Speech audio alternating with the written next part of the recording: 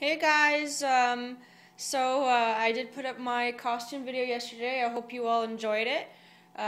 It was a bit of work looking around searching for that dress and those contact lenses, which I got asked a lot about, which I got from Chinatown, believe it or not, and they fit well. They just become uncomfortable after a while. It was the first time I ever wore contact lenses, so anyway, just to get to what I want to talk about here, I've had this book for a while, and I've been wanting to talk about it. And this is a book that I recommend for all Evil Dead fans. It's The Unseen Force Films of Sam Raimi by John Kenneth Muir. Not a super long book. Has some pictures in the middle, and this is how it kind of works. It has, let me go to the table of contents.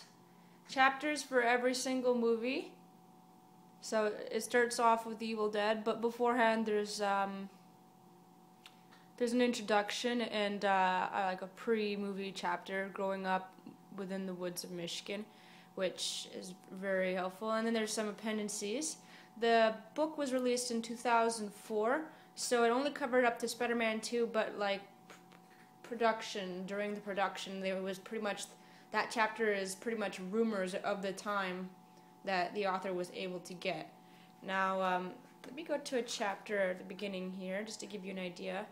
Let me see what this is, the Evil Dead chapter. Alright, so they give cast and crew information. There's a synopsis at the beginning, and then pretty much it talks about the story of how it came to be and a little bit about the production. And as it goes on, this is I think one of the longer chapters because it's the first movie. It would only make sense. Final chapter, a new beginning. Yeah, this is a long chapter. I picked a long one because each chapter is about 20 pages long each, I think. Anyway, there's something called Raimi Rap, which means there's like little tidbits about the film, things that happened during it, and then usually at the end, the author gives his interpretation of the film and why it's so good. I'm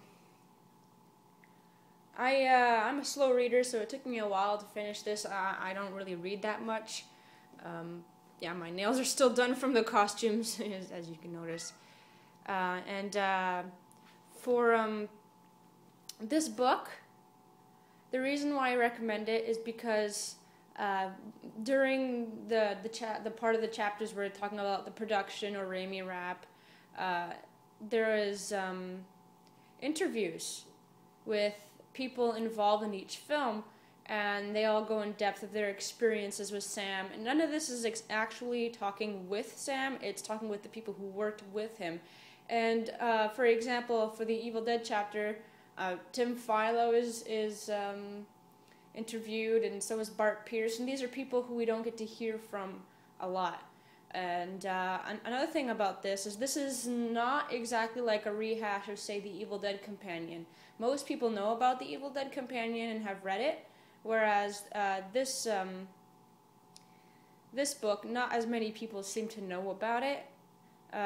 There is a lot more information, especially in the pre-chapter, growing up in Michigan, where you learn a lot of things that are actually have all the interviews I've ever read and all that. There is still information in here that seems to be more exclusive to this. Now, if you're a Sam Raimi fan, I definitely recommend it.